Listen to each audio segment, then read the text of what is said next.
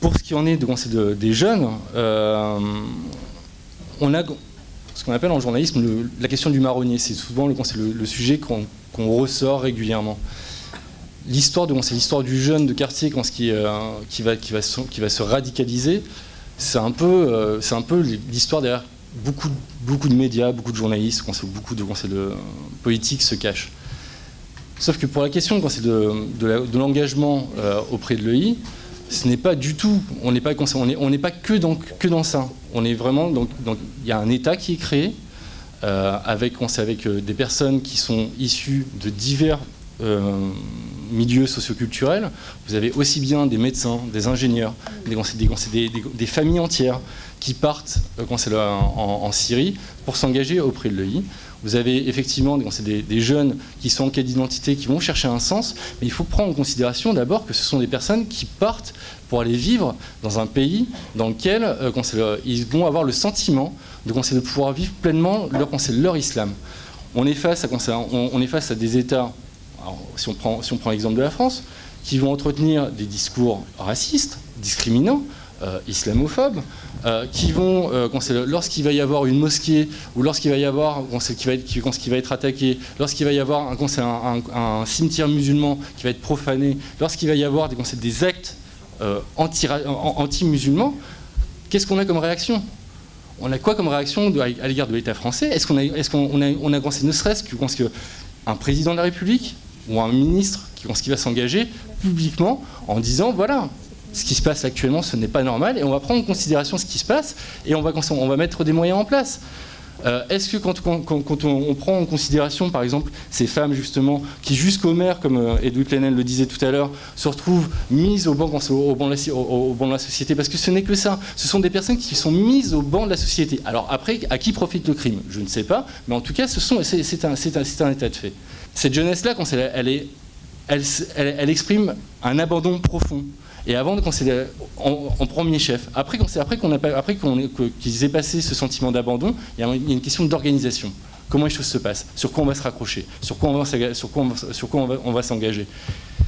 Que lorsqu'il y a le mouvement Not in My Name qui est né en Angleterre, qui, à la base, en Angleterre, quand ce mouvement est né, c'était un mouvement populaire, issu de la population anglaise, qui avait ses motivations, et qui avait une motivation complètement légitime.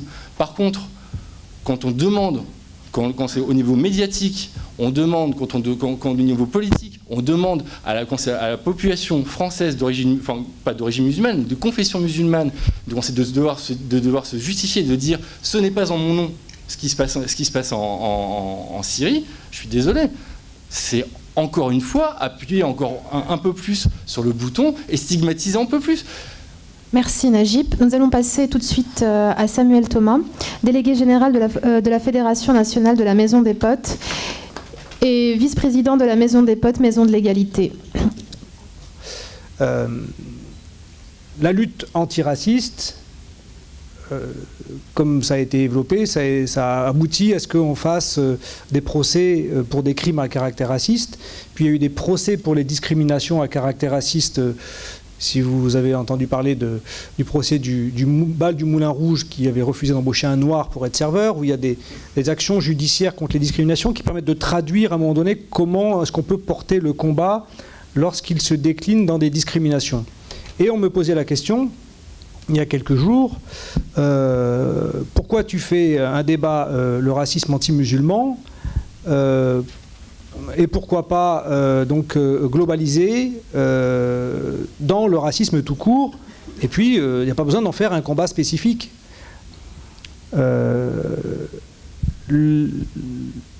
Les cas flagrants de personnes qui sont exclues d'un logement, d'un emploi, d'une promotion dans l'administration à raison de la religion musulmane sont rares et les affaires sont rarement portées au devant des médias.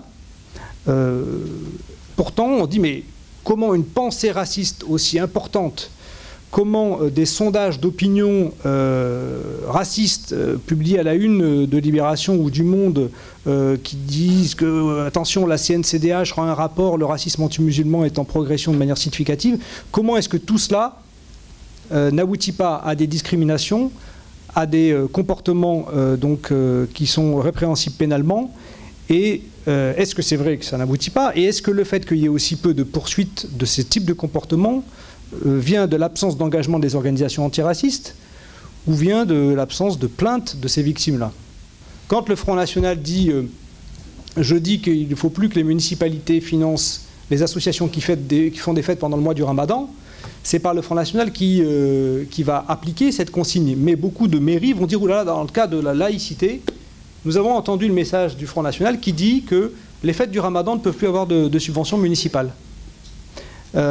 Et donc, si on ne réagit pas aux menaces que fait le Front National, on sait que derrière, il y aura des applications. Un deuxième exemple, c'est un élu de banlieue parisienne qui licencie des jeunes animateurs socioculturels qui étaient chargés d'amener les jeunes en vacances, parce qu'ils annoncent qu'ils vont faire le Ramadan. C'était l'année dernière, et c'était le mois du Ramadan, ils tombaient pendant le mois où ils étaient animateurs.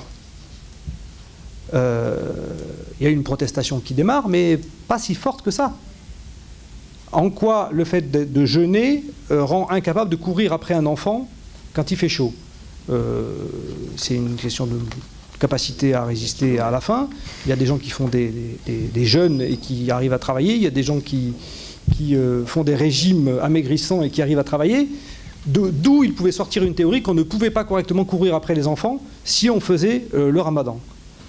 Je suis tout à fait partisan de la libre critique des idéologies religieuses.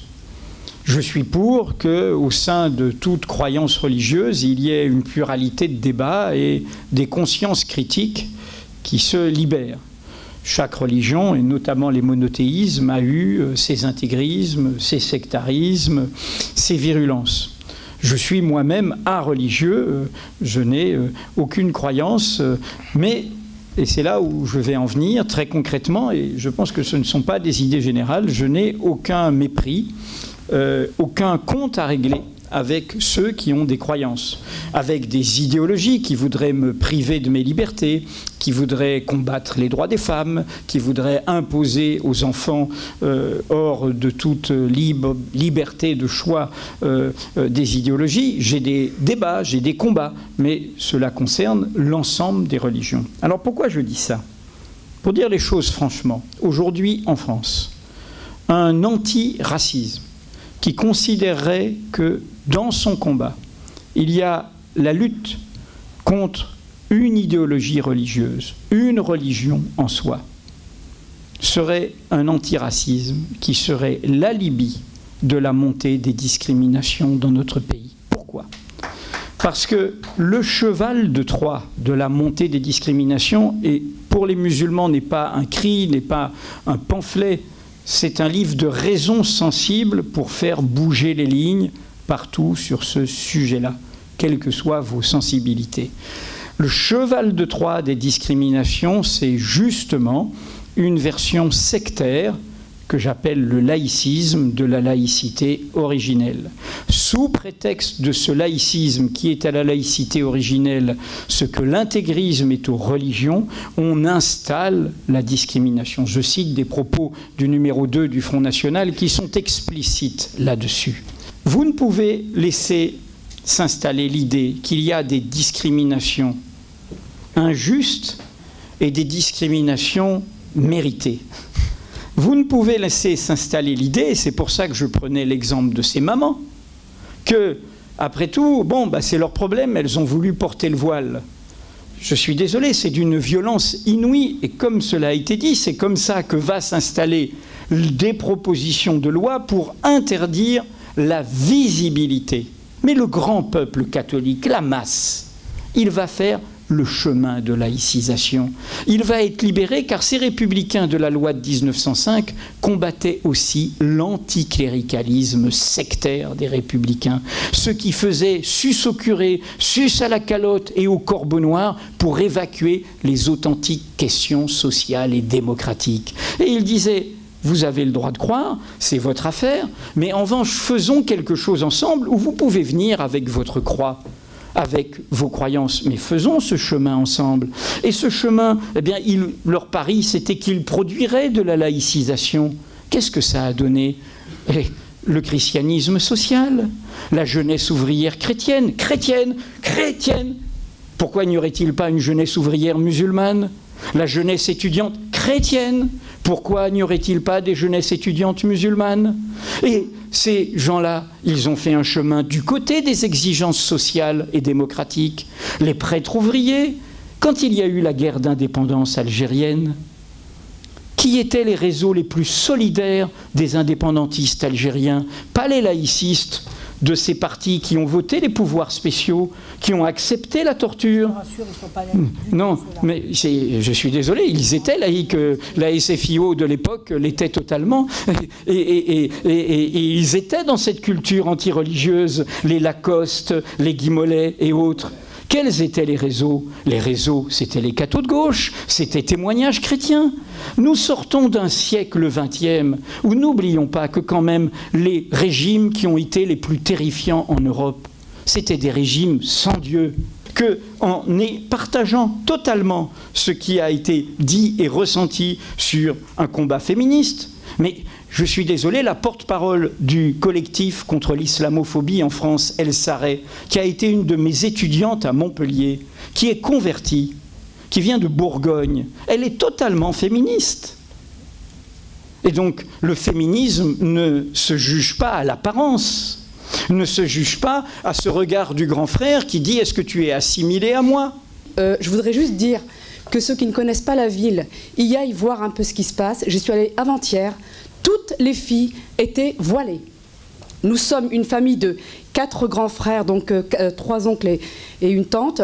Et il y a 25 enfants dedans. Je ne compte pas les mariés, tout ça.